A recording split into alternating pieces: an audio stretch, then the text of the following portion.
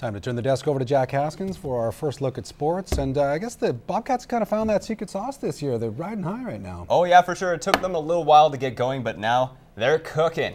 So last night's game at the Civic Center featured teams going in opposite directions. The Bobcats are riding a 5-game win streak, while the Steel are sitting in dead last in the AJHL North standings.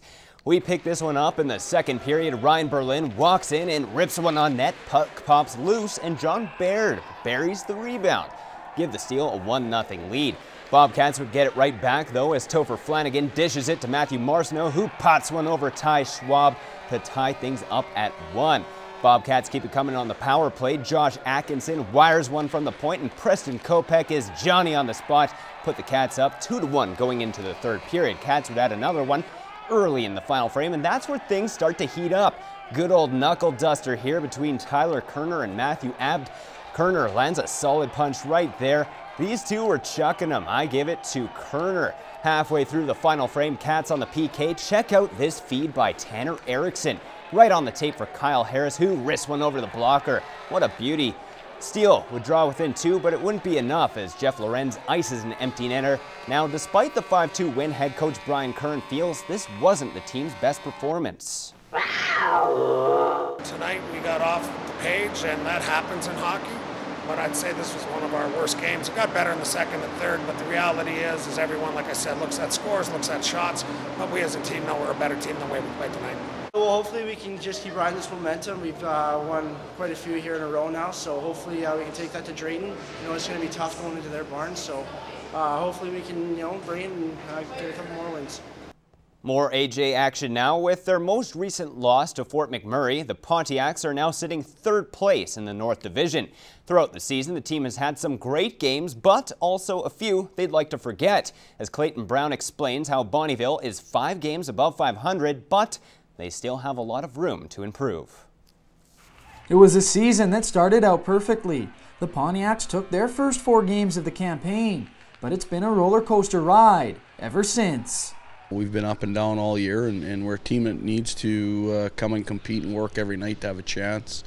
That's not an easy way to play, but it can be a very effective way. The efforts are at times, but we get the effort there, and then we get a bad shift, and that just seems to snowball on us. And then once it starts to snowball, we can't stop it. After shutting out Drayton Valley in back-to-back games on the weekend, the Pontiacs came out with a dismal effort against Fort McMurray in a 5-0 loss Tuesday night.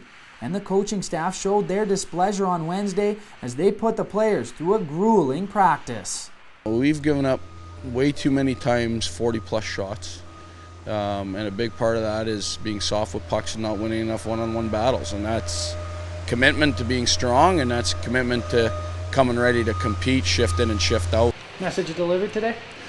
Definitely delivered. Well, we'll see, I guess, but hopefully it was, because I don't want to go through that again. I'm sure the rest of the boys don't either. The Pontiacs are only 13 games into a 60-game campaign. But Chad Mercier says although the season is young, the team needs to find that consistency now. Are we happy with being 9-4? Sure, we'll take it, but we're not happy with the way the process is going, and we shouldn't be happy. And I know it's early in work in progress, but we've got to start figuring it out. As for the players, they know the onus is on them to get that consistent effort game in and game out. In Bonnyville, Clayton Brown, New Cap Sports. Well, in recent years, when the Raiders and Barons meet up for the 2nd time in a season, it means the Wheatland Football League Championship is on the line. But because of the new schedule, round 2 of the Border City Battle will close out the regular season. Aaron Struck tells us that both teams still have a lot to play for.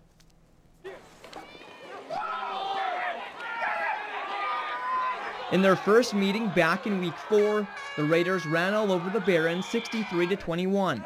Now heading into the final week of the regular season, both clubs feel that gap will be closed. They're a tough physical team, really got a strong offense, and they push the ball down the field every time they get a chance to. So just things that were in our control that we didn't control.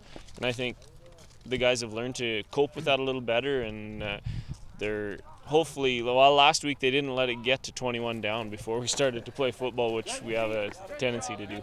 It's going to be a good mental challenge for our kids to get where they need to be sort of psychologically and mentally prepared and keep their emotions in check and play a good solid football game, yeah. Despite the Barons' 1-5 record and the Raiders being 6-0, there's still a lot on the line for both clubs Friday afternoon. We'll treat this like a playoff game.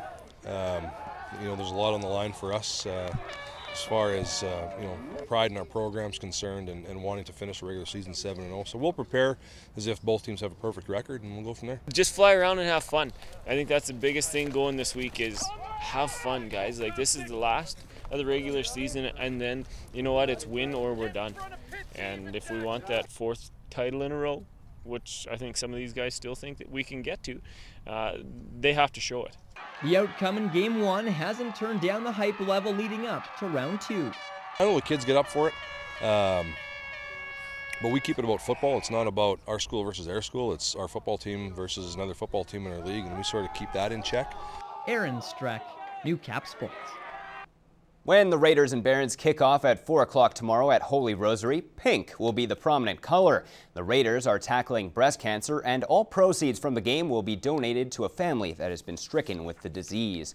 Well, the Holy Rosary Raiders are getting ready for tomorrow's Border City battle, and there's a lot on the line going into the game, a chance to go undefeated in the regular season. Matt Schumont introduces us to one of the key players for the Raiders, wide receiver Mike Holman, on this week's Superstar Next Door. Growing up, Mike Holman was an all-around athlete, but when grade 7 came around, Mike decided one sport was better than the rest. I always had fun with track and field and everything, so I started sprinting, and as soon as I got into that, I kind of thought football would be the best option, and it just started in City League. It was this whole new program that started. So I joined that my first year, and I've had really good coaches my whole year. Always throwing a football around with his dad, Mike knew right away that being a wide receiver was the best position for him. And it just almost came natural at a point where it just the ball hits your hands and you're just able to cushion it, and yeah, it just and the running aspect of it too. I love being able to run across the field and up and down, and being able to make the big plays. It's one of the best feelings I think you can have in sports is making the big highlight reel catches. It was a tough road for Mike to get where he is now, as he didn't even have a starter's position 12 months ago, and now Mike has become one of the best receivers in the Wheatland Football League. Once I got the chance, I just took advantage of it the best I could, and one thing led to another, and then I just had some good luck, a couple good catches here and there, confidence got built up. Now with his high school football career almost coming to an end, Mike is looking to see how far he could take his football skills in the junior ranks. Honestly, I'd like to see myself being able to play junior football, even in some place like Saskatoon. They have good programs, in Calgary. Even being able to go to university from there, it's really competitive, so I don't have my hopes too high. So, Matt Schumont, Newcap Sports. Brought to you by your local BRP dealer. Power Merchants of St. Paul, Norsask of North Battleford, and RecTech Power Products of Lloydminster, your local BRP dealers. And if you have someone you'd like to nominate for Superstar Next Door, email us at superstar@newcap.ca.